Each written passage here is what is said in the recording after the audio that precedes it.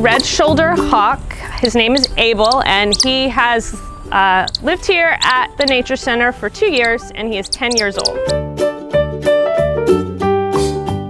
He came to us from another sanctuary, and the reason he was in captivity is because he had an injury to his eye when he was a baby. So he actually only has one eye, and that prevents him from being able to see well enough to hunt in the wild. So he has to remain in captivity for that reason.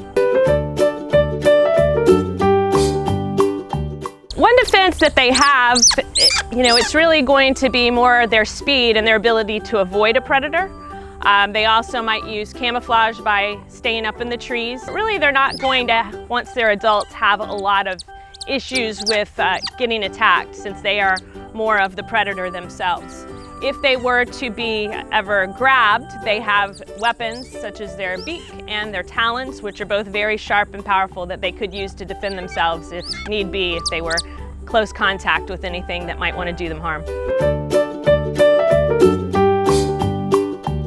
He is going to enjoy eating things like lizards, snakes, and small mammals that he can catch that would be out during the day. So around here in Florida, he's going to be eating things like squirrels and rabbits and snakes and even large lizards like our invasive iguanas.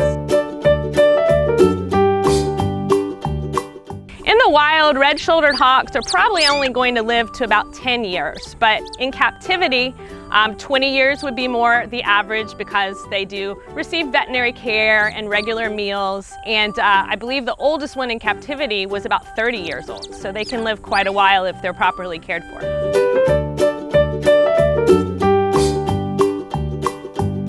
So Abel is one of our animal ambassadors. That means we are able to use him when we talk to the public to help engage people in their plight in the wild. So we want to make people know more and understand more about birds of prey like this red-shouldered hawk. And by getting to see one up close like they do when they meet Abel, I think that it does increase people's concern for them in the wild and kind of brings that connection that we're trying to make between people and wildlife.